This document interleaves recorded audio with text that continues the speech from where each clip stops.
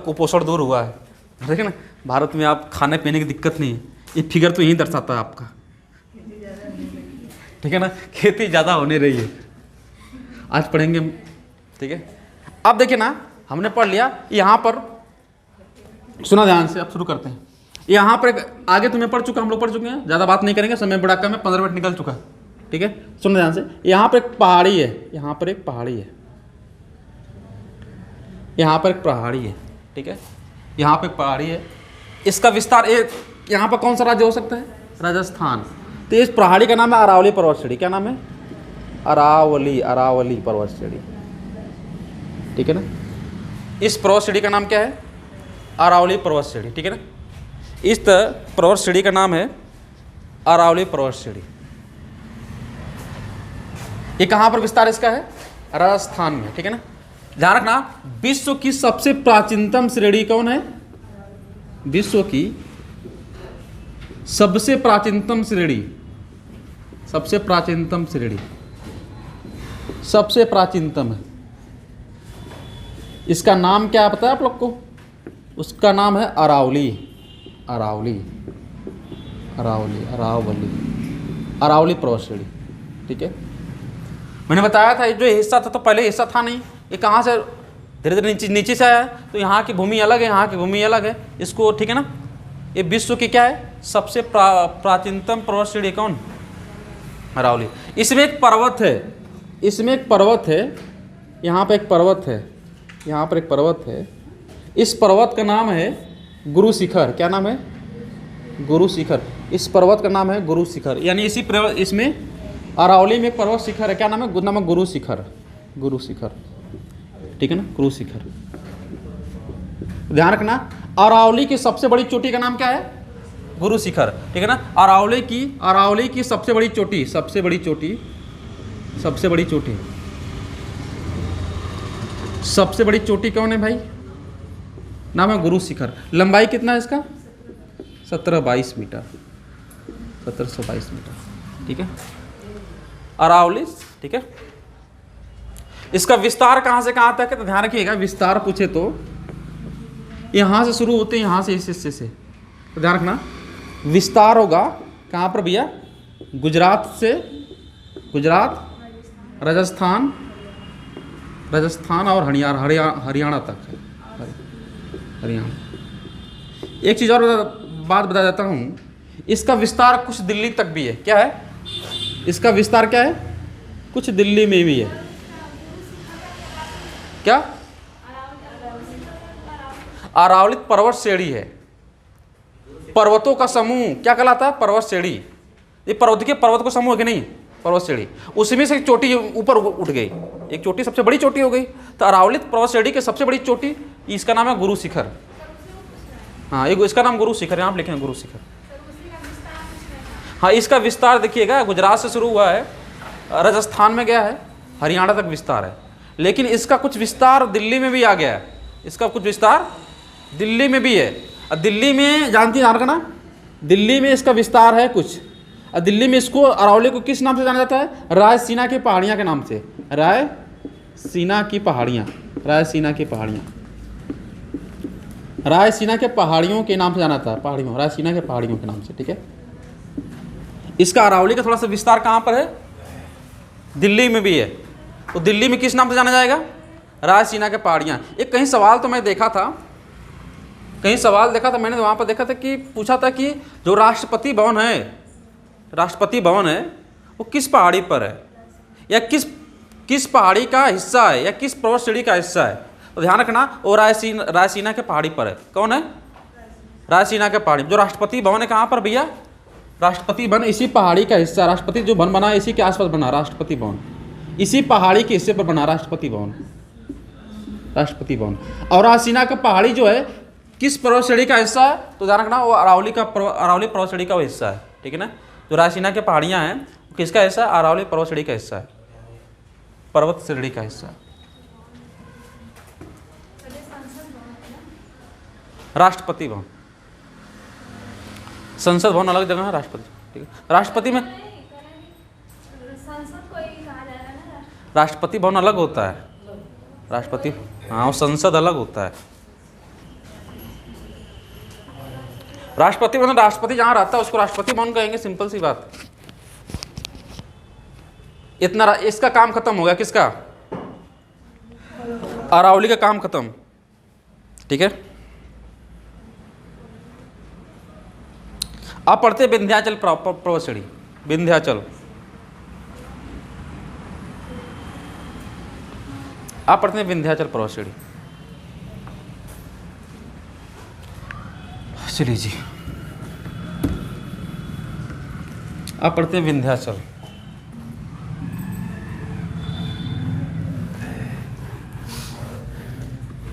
आप पढ़ते हैं विंध्याचल पर्वतश्रेणी, विंध्या।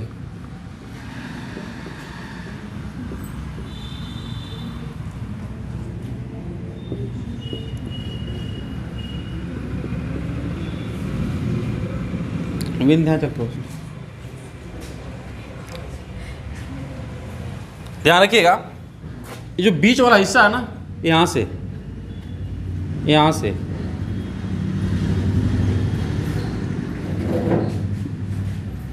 किस श्रेणी, कौन सी श्रेणी है भाई?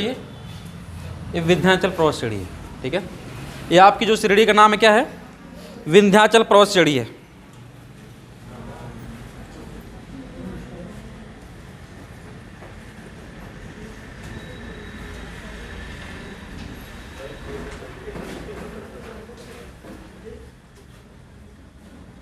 ठीक है, ये विंध्याचल पर्वत श्रेणी है।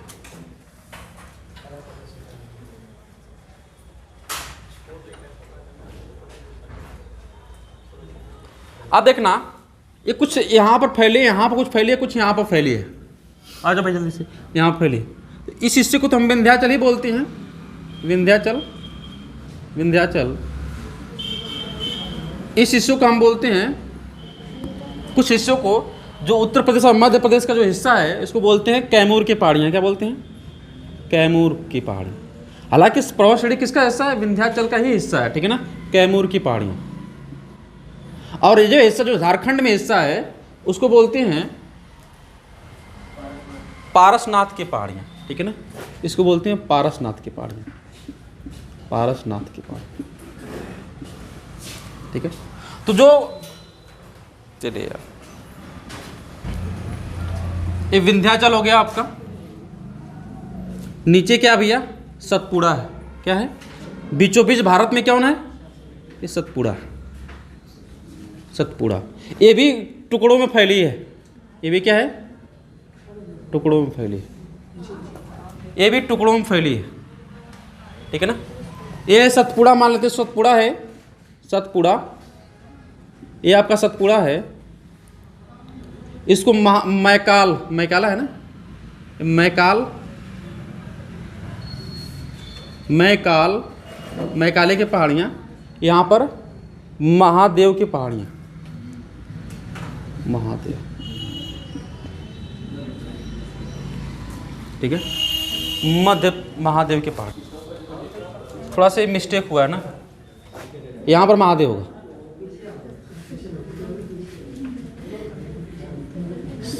छत्तीसगढ़ का हिस्सा है ना, मध्य प्रदेश से छत्तीसगढ़ यहाँ पर होगा। यहाँ पर क्या होगा? ये महादेव यहाँ पर क्या होगा? इस पर्वत श्रेणी की सबसे ऊंची चोटी कौन होगा भाई? धूपगढ़। इस पर्वत श्रेणी की सबसे ऊंची चोटी कौन है? धूपगढ़। इसकी ऊंचाई बताएंगे आप लोग? 1350 मीटर। किस पर्वत में है? श्रेणी में है?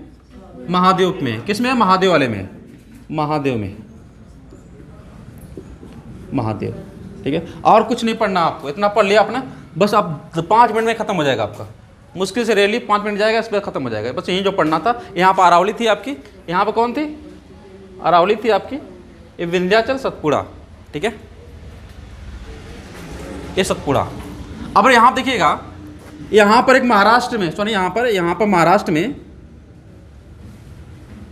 सिर्फ महाराष्ट्र में एक पर्वत श्रेणी है, और जिसका नाम है अजंता पर्वत श्रेणी, ठीक है ना, अजंता हो, ठीक है ना। अजंता किस लिए फेमस है आप लोग को पता है?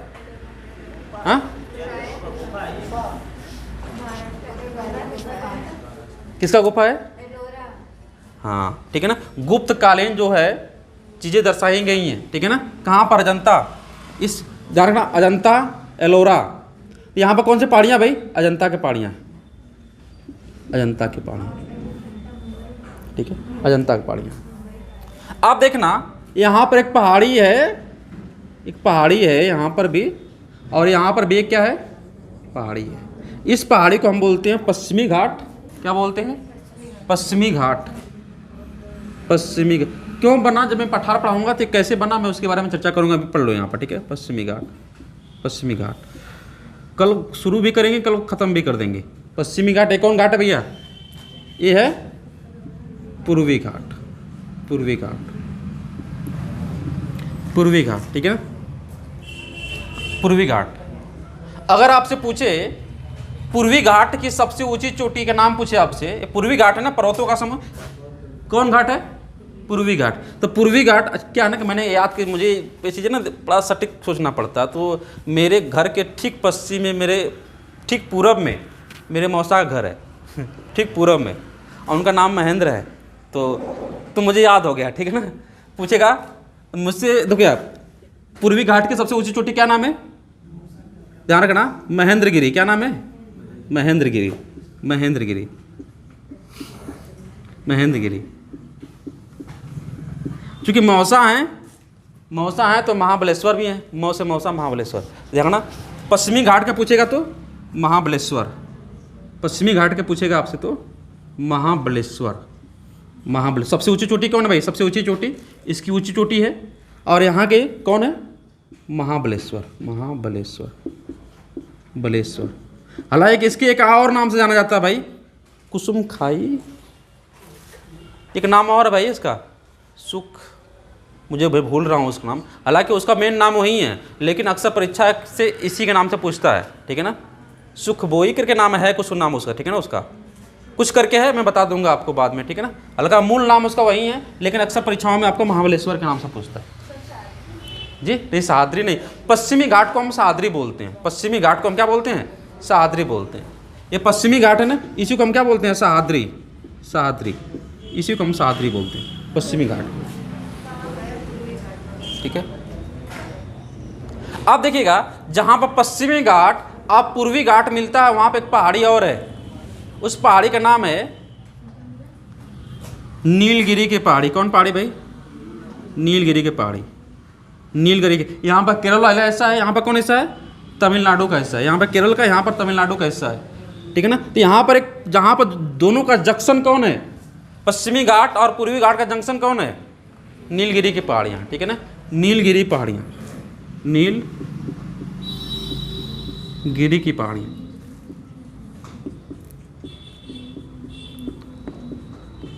ठीक है, नीलगिरी की पहाड़ियाँ, ठीक है ना, नीलगिरी की पहाड़ियाँ।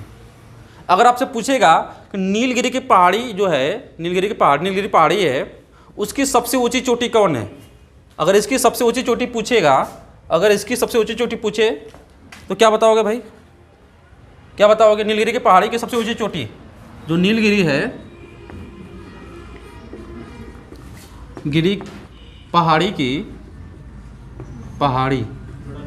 की सबसे ऊंची चोटी,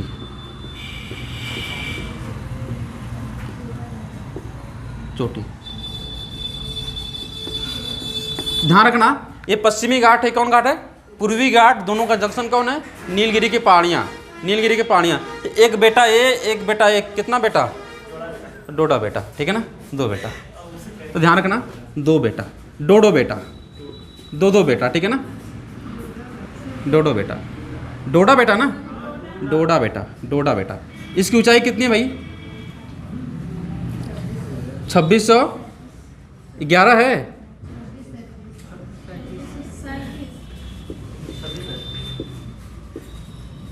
ठीक है।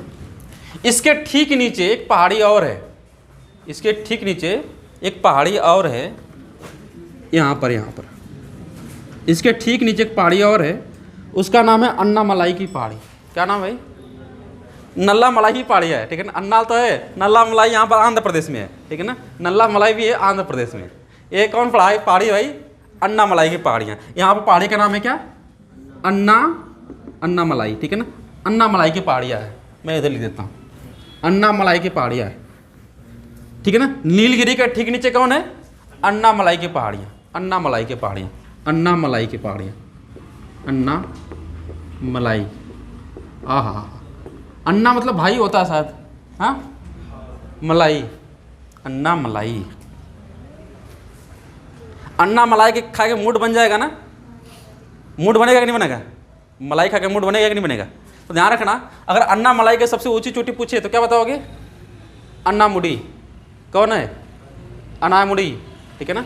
क्या नाम भैया, सबसे ऊंची, इसकी सबसे ऊंची चोटी, अन्ना मलाई की सबसे ऊंची चोटी, ठीक है। सबसे ऊंची चोटी कौन है, अन्ना, अन्ना मुडी। डलिया वाला डर आएगा ना, मुडी, मुडी, मोदी, अन्ना मोदी। ध्यान रखना, दक्षिण भारत की सबसे ऊंची चोटी, ध्यान रखना, दक्षिण भारत की सबसे ऊंची चोटी पूछे तो क्या बताओगे, अन्ना मोदी है, अन्ना मोदी। ज़्यादा नहीं है, इससे ज़्यादा नहीं है, 87 है शायद, वो 26-27 है, 87 है। कितना भाई, 26-95, इतना है, ज़्यादा का अंतर नहीं है। डोडो बेटा से और वो 26-37 था, ये 26-95। अगर दक्षिण भारत की सबसे ऊंची चोटी पूछे तो अन्ना मोदी, अन्ना मोदी। किस पर्वत श्रेणी का हिस्सा है, किस पहाड़ी का हिस्सा है तो बताओगे, अन्ना मलाई, ठीक है ना, अन्ना मलाई, ठीक है, अन्ना मलाई, अन्ना मलाई। ये कैमरा में आ रहा है कि नहीं, नीचे वाला, हाँ आ रहा है, उधर से बता रही आ रही है, उधर दिख रहा है।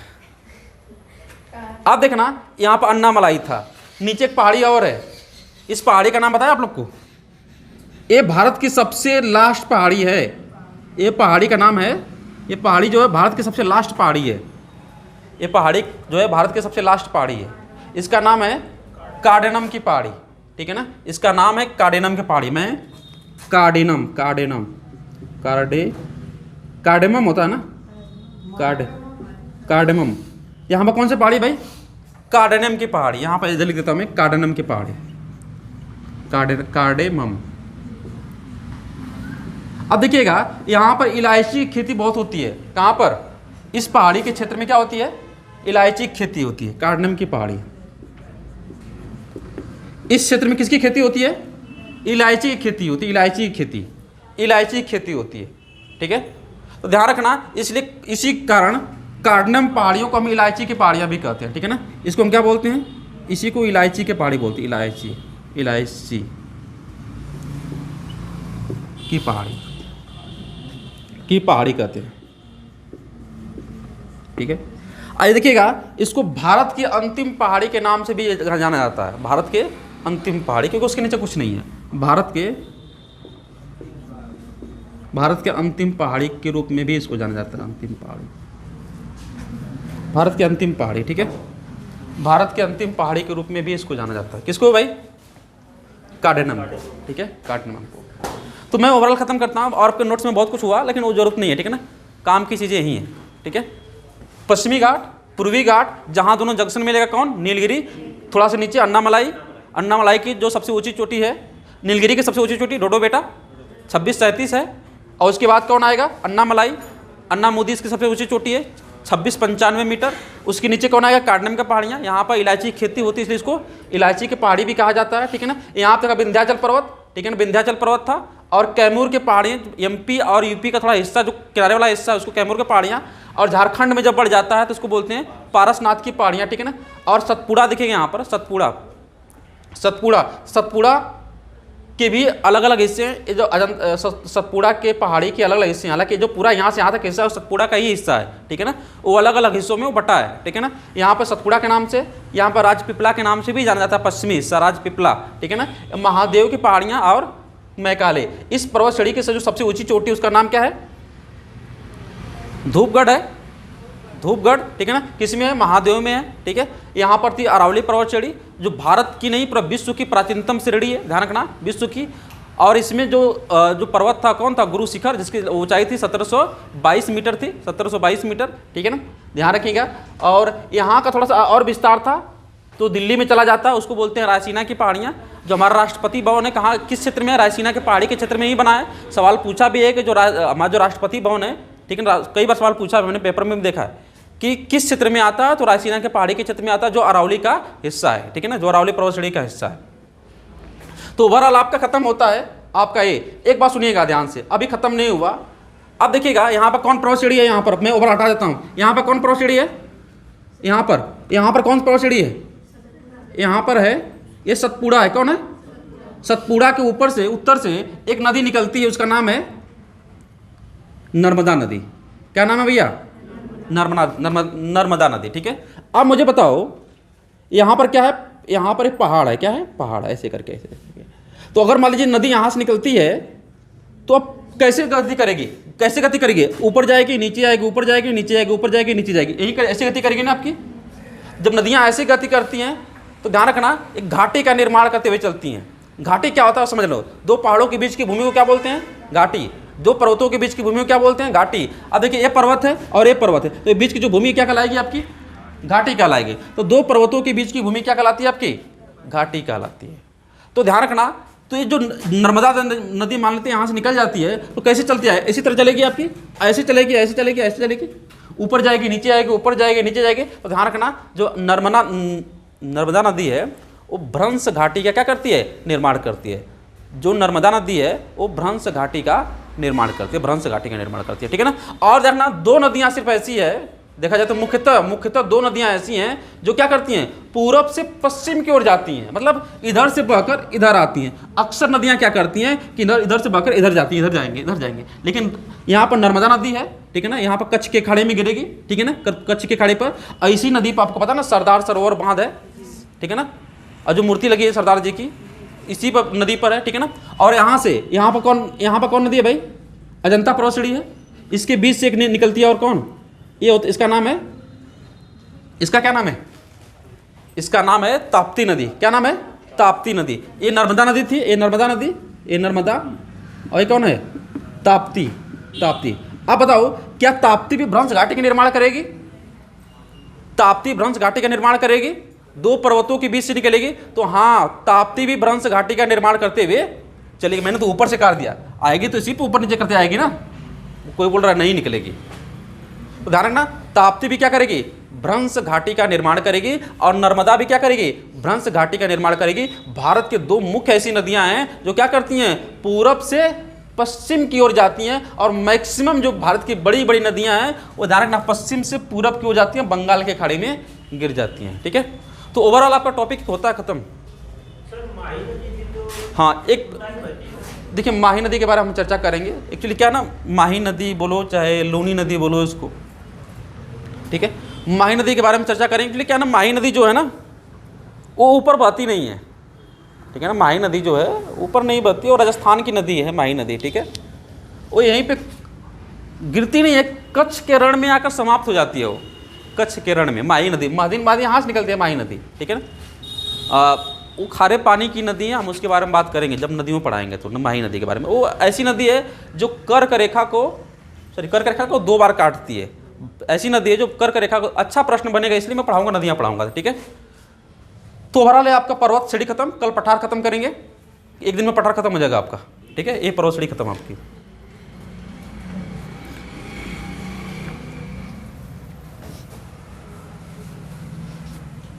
ठीक है, यहाँ पर देखेंगे तो यहाँ पर नल्ला घाट के पानी है, यहाँ पर सतपुड़ा बालाघाट बहुत कुछ मिलेगा, वो जरूरत नहीं है, ठीक है ना।